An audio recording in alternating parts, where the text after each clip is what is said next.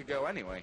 And you can't poke this down. Again, he's against very, very good sustain. You've got a Graves with double Doran's Blade, and he's got a Sona for a support. There's no reason to poke unless you're trying to trade really, really hard. We saw that in the middle lane. The light binding landed in on towards Shushay. Schleier does have that blue buff. That was from earlier on, that double buff that was picked up. Or did they steal it? Did I miss that? Over on the right hand side, there is a ward there. And Schleier actually does have that. He has plenty of time left on that blue buff. So they must have stole that somewhere. That should have been his fresh blue, though, unless he ulted it. Yeah, I missed it too, I'm sorry. But either way, though, you've got complete control by Against All Authority. No matter what happens, Dragonborn has the ability to kind of turn this around with their heavy poke team and just start a siege. But if AAA builds too much of a gold lead, it's going to be a very difficult game to turn around. And Schleier's really bossing this middle lane there. Not really seen many spears coming out off Shushay up till now. He doesn't have much mana because he went for Cage's pick and not for Chalice, because he's kind of having to spend all his mana healing himself, because he's fighting an aggressive Lux because she has so much mana. He doesn't get to play aggro, he doesn't get to poke, he has to just sort of sit there and try to farm and try to reach late game. Spontex has just come down. Corellius has got his pink ward in position already. The question is, are they going to be thinking about going for Baron? Dragonborns here grouping up. Obviously, Spontex has lost his turret in this top lane, so he can let that freely push a little bit further through so they can go later on and pick up those creeps. We'll see now if they can, as a 5-man team here, Dragonborns, take down this middle outer turret. Graves is actually just pushing that bottom out. Obviously, that turret is already down as well. Virtual trying to hang on. Here comes Aggressive Against All Authority. That will stop them. Will they try and push back, though? Yeah. They can keep fighting like this. They're absolutely happy. The problem is that Graves will get a freaking ton of free farm right here. They will probably get this middle turret eventually, but they're going to trade turrets for it. If no one goes heads up to Graves, he's going to get a bunch of free minion kills. He's going to get the turret. Dragonborns will tend to win this 5-on-4 pretty easily, but they're not going to win it super, super fast, unfortunately.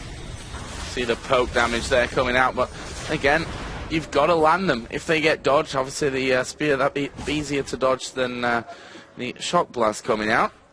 Well, Dragon is available, and well, both teams are obviously around in this general area. Ezreal coming down, Sona will be hitting that area as well very, very soon, and it has been started off by Against All Authority. They know that Hossan is actually at the side, and Nono can probably zone him out quite nicely from that side now. The question is, are they going to come in for the engage, and are Against All Authority going to disengage and get rid of this Baron, as we are going to see the final spot coming in? Look at that damage. Freddy will take out Spontex. Gen Ultimate is going to come down on towards Freddy, and that actually negated most of the spear damage that just came out. There is a cocoon thrown over. Didn't quite land onto them, but Against All Authority have had 1 kill for 0 from this one. Jace is going to be out of there as they dive in on towards Shushay. Schleier will pick up that kill. Are Against All Authority going to stick around and try and finish that Dragon this time? No. They're forced away, happy with the 2 kills that they've picked up. That was absolutely the Schleier show for that entire fight right there. He landed perfect combos just sequentially there, just destroyed Spontex and then destroyed Shushay right after. Actually flashed for Ignite because he knew it would do enough damage, and that's really the one saving grace that AAA has, that normally Dragonborns can fight from so very far away and get free damage unless he lands Light Binding, and if he does, it's a whole bunch of damage tossed right back into their faces. But if they can dodge Schleier, they're in much better shape, but right now Schleier's playing perfectly, and that's not happening. Oh, Nono is looking super good in this middle area. We just saw him dodging everything that they threw against him, pretty much forcing 2 of them away. Dodges the root, dodges the rupture, no problem whatsoever. Dragon, of course, is still there, and we are going to see Dragonborn starting to close back in. However, Jace went to that top lane to push it out. Cho'Gath has just recalled home, and there are still 4 men around for Against All Authority. Lux is not in that general area. They're going to spot that here, Dragonborns, and they may try and at least have a look to see if they can have that Dragon away. Well, realistically, either of these teams can lay claim, because just the amount of poke damage and teamfight power on either team at this point really is enough that they can force off the other and take control of the map. Dragonborn's making a very good choice taking out turrets. They really, really need to catch up in global gold. None of their lanes are all that far behind individually, but on aggregate, Dragonborns has quite a deficit here. Shen has just backed away a little bit from that bottom lane. It's going to mean Hosan does have some good farm. He's currently 20 CS behind these Graves, not to mention that 101. You can see that's approaching 1,000 gold as well, the advantage for Graves. He does have a BF sword in there. Courtesy of that middle lane is also 1,000 gold difference in favour of Lux. Top lane, 700 gold difference in favour of Elise. And now against All Authority pushing in towards this outer turret in the middle lane. Light Binding will land onto Broken Shard, but he is pretty healthy, healthier than anyone else on their team. So not really the ideal target from that one, but if you can get rid of the tank, well, it just means that you're going to get through a team fight easier as well. And he's actually going for a Shirelius pretty early as well. I think it's Shirelius. I'm guessing that's what the Kindle Gem is for.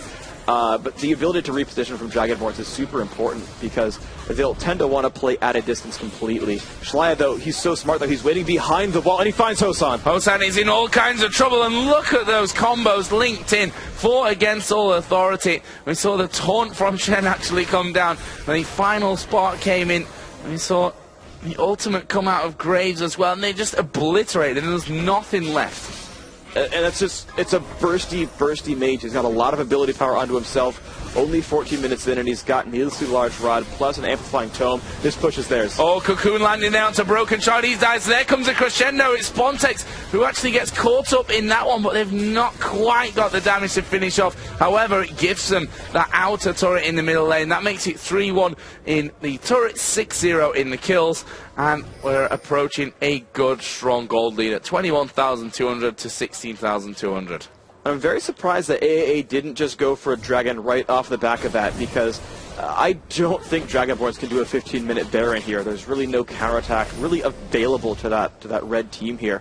So against All Authority, they are playing this game very, very perfectly. Shlaya is landing with basically perfect accuracy here. He's got a decent bit of cooldown reduction. He's got still great ability power, and he's constantly just finding these kills and saying, hey, you're a poke team, but I'm Lux, and he's outplaying everyone on Dragonborns. I see Virtual again going to push out that bottom lane straight through against All Authority.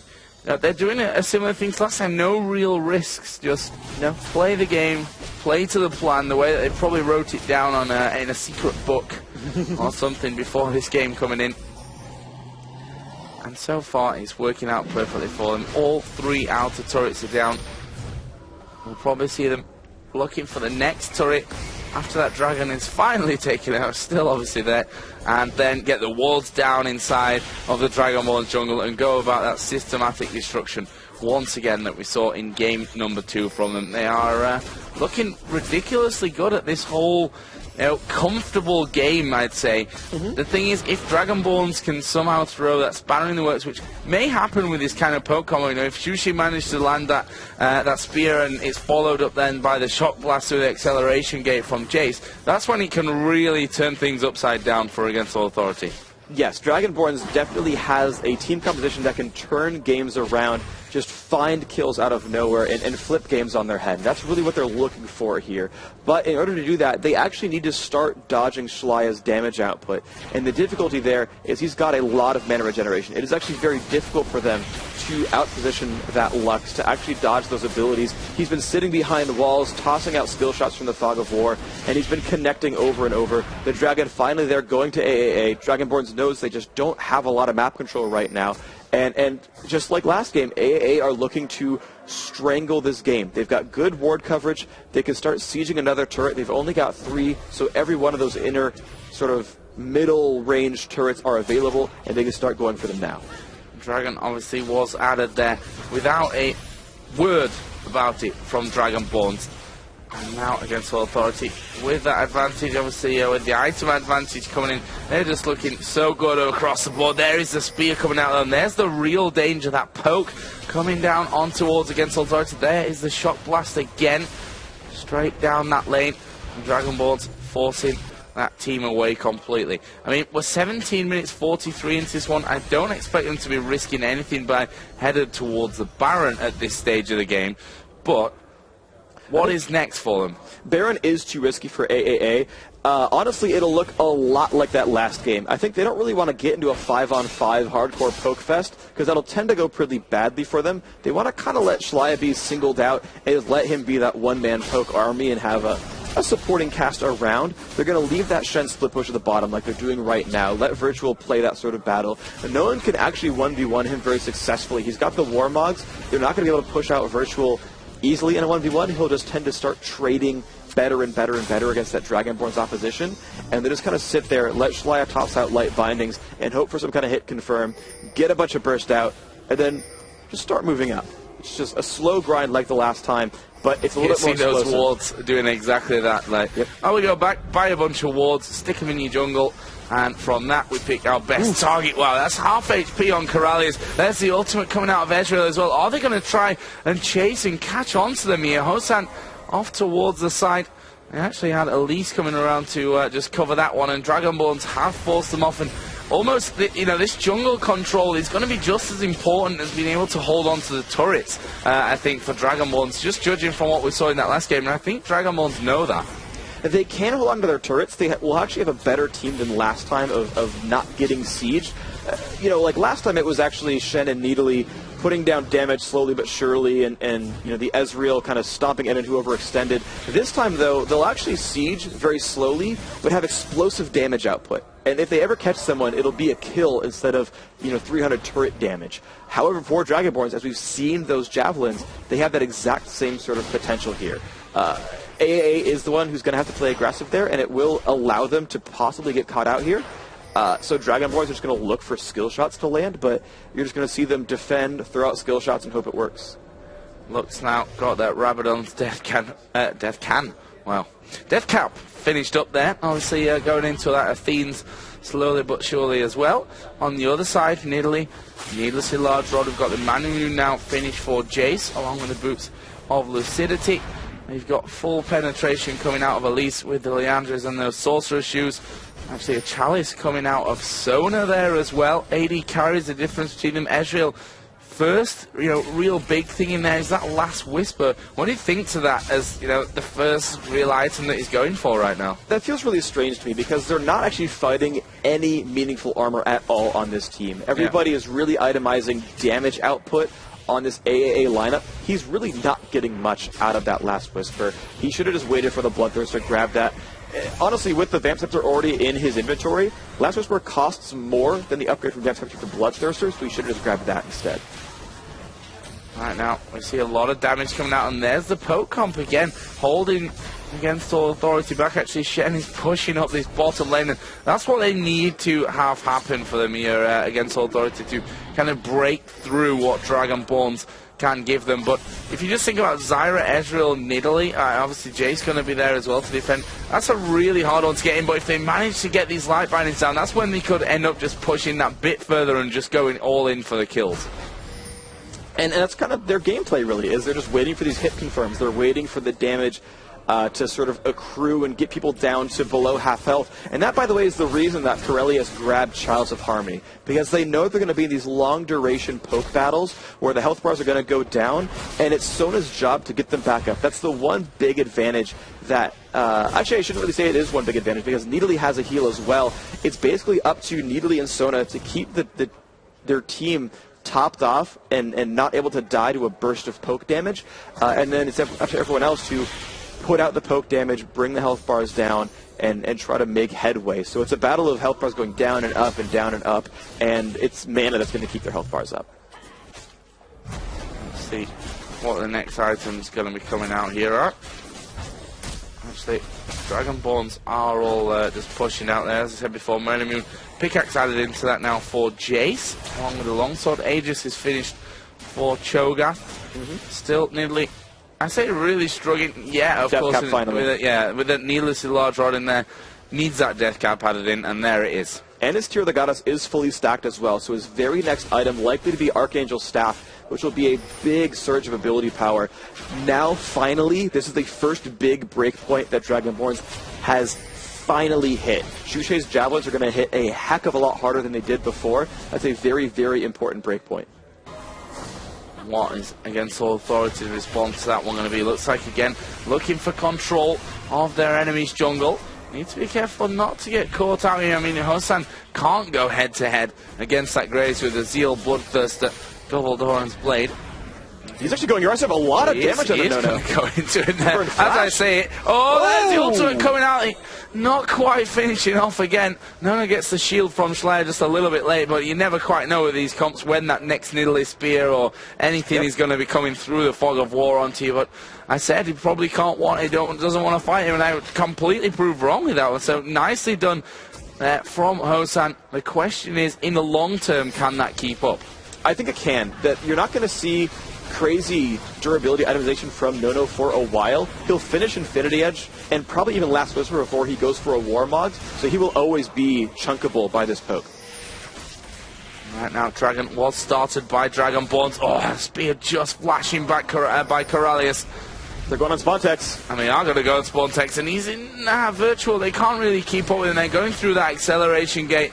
Obviously did use his flash in that scenario as well there, and you can see the spears just flinging straight through. Ezreal coming out with damage as well as Jace. And here comes the ultimate. Their movement is, well, from 100% to nothing in no time whatsoever. There comes Corralius' ultimate. Broken Shard going to fall low. Corralius, will he escape from this fight? Shushay going to throw the spears through. Hosan has killed off Corralius, so it's actually a 2-for-1 in favor of Against Authority right now. Something tells me that they're not quite done with this one. As Spontex comes around, the Dragon is less than half HP. They're still hammering away from it. There goes the spear. Virtual actually manages to survive that one as well, and they did, of course, pick up the Dragon in the process.